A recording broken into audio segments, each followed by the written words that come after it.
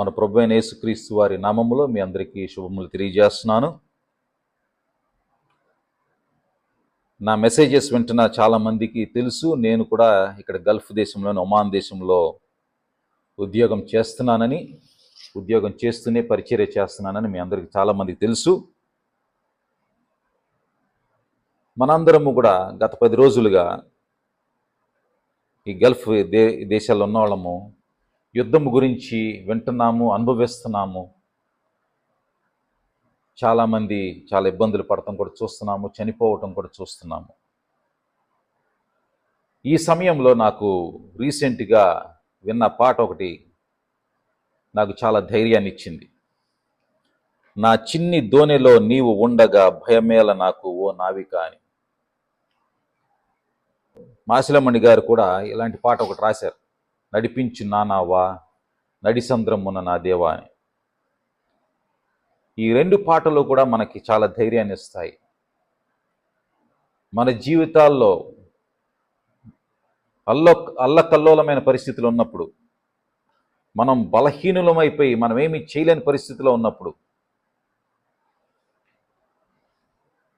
దేవుని మీద ఆధారపడితే ఆయనే మనకి ధైర్యాన్ని ఇస్తాడు. ఆయన మనల్ని ఆయన రెక్కల చాటును కాపాడుతాడు. మార్కు సువార్త 4:35-41 వచనాలు చదివినట్లయితే, మార్కు సువార్త 4:35-41. ఆ దినమే సాయంకాలం అయినప్పుడు ఆయన అద్దరికి పోవుదమని వారితో చెప్పగా, వారు జనులను పంపివేసి ఆయనను ఉన్నపాటున చిన్న దోణిలో తీసుకొని పోయిరి. ఆయన వెంబడి మరికొన్ని దోణిలు వచ్చెను. అప్పుడు పెద్ద తుఫాను రేగి ఆయన ఉన్న దోణి మీద అలలు కొట్టినందున దోణి నిండిపోయాను. ఆయన దోణి అమరమున తలగడ మీద తల వాల్చుకొని నిద్రించుచుండెను. వారు ఆయనను లేపి, బోధకుడా, మేము నశించిపోవచ్చున్నాము, నీకు చింతలేదా అని ఆయనతో అనిరి.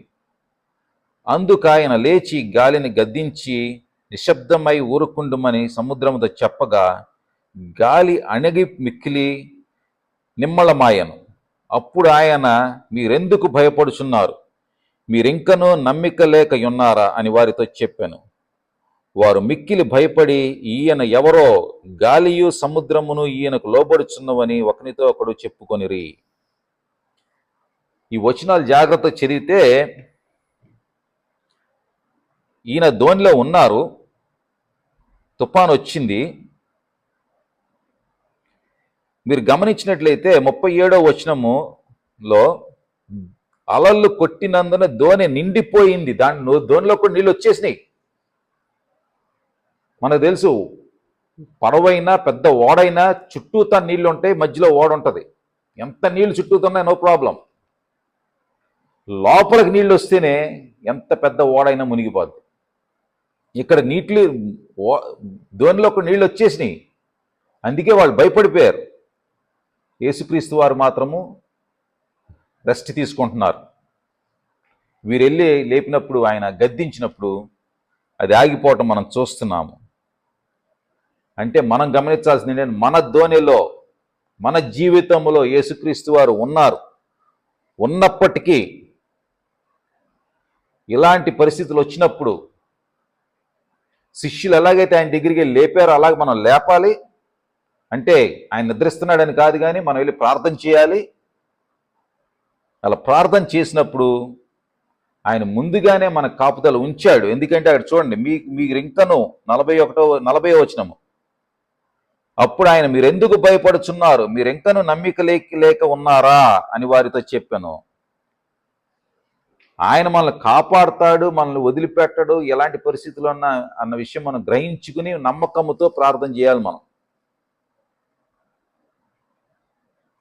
ఎలాంటి పరిస్థితుల్లో నుంచైనా బయటకు వస్తాము.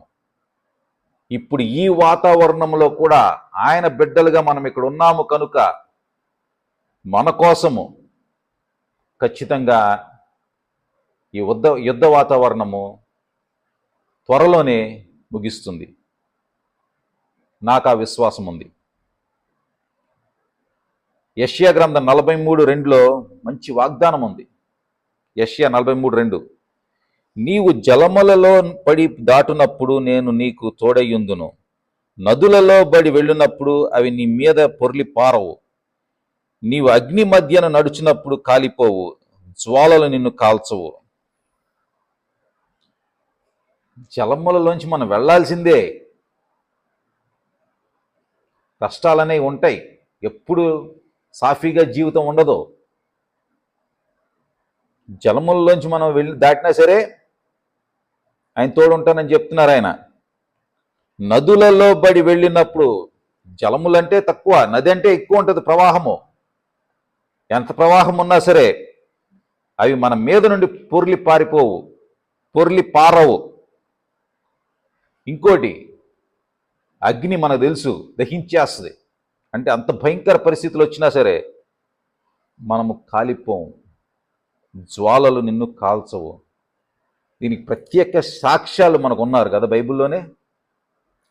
షడ్రక్ మెషక్ అబేద్నగో పరిస్థితి ఏంటి? వారిని అగ్నిగుండంలో పడేస్తే, అంటే అగ్నిగుండంలో వేశారు కదా, వేస్తే ఏం జరిగింది? మంటలారిపోలా. వారితో పాటు ప్రభువు కూడా ఉన్నాడు అక్కడ, వాళ్ళతో పాటు. నాలుగో వ్యక్తిని కూడా అక్కడ మనం గమనిస్తున్నాము. ఎంతకన్నా మనకి వాగ్దానం ఏమి కావాలి, సాక్ష్యం ఏం కావాలి, ధైర్యం ఏం కావాలి? మనం ఈ పరిస్థితిలో ఉన్నా సరే ఆయన మనతో పాటు ఉన్నాడు, అది మనం గ్రహించుకుందాం. ఆ నమ్మకంతో మనము ఈ క్లిష్ట పరిస్థితుల నుంచి బయటికి వెళ్దాం. దేవుడి వాక్యాన్ని దీవించును గాక.